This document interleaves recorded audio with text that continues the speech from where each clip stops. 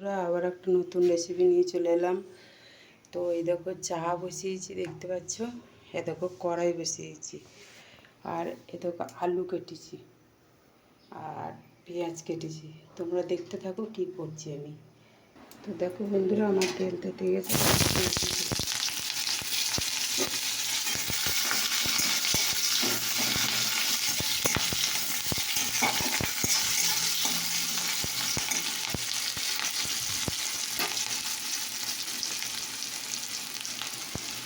এবার আমি আলুটা দেখছি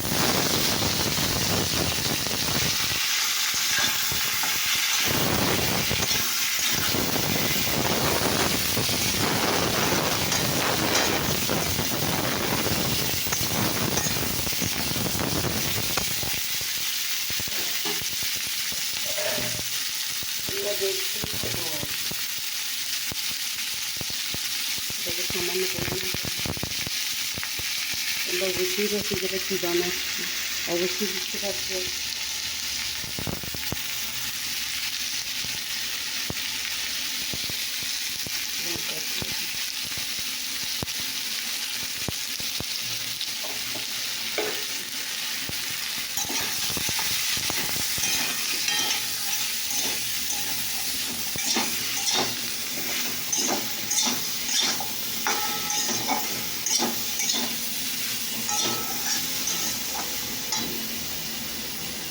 তো দেখো বন্ধুরা, একটু নাড়া হলে দেখো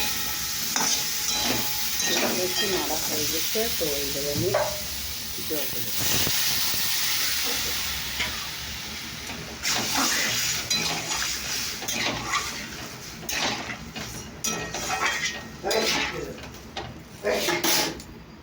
তো দেখো বন্ধুরা, এবারে তরকারি আমার ফুটতে লেগেছে।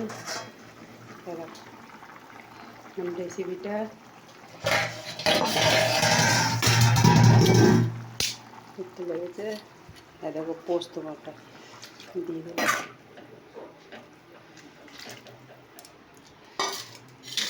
দেখতে পাচ্ছ? দেখো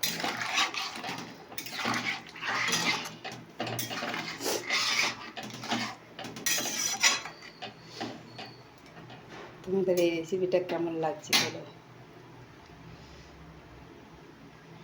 আর এদিকে আমার চা হয়ে গেছে, তবে চা ছাড়বো। দেখো বন্ধুরা, আমি চা ছেঁকে নিয়েছি, চা খাচ্ছি। তোমরা কে কি চা খাবে চলে এসো।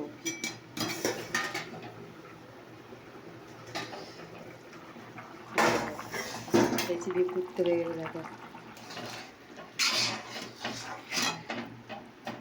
দেখতে পাচ্ছ আমার রেসিপিটা হয়ে এসেছে। তো তোমাদের কেমন লাগলো অবশ্যই জানাবে। প্রথমে আমি তেল দিয়েছিলাম, তারপরে তেলটা গরম হলো, পেঁয়াজ দিয়েছি, পেঁয়াজটা একটু ভেজে নিয়েছি, তারপর আলু দিয়েছি।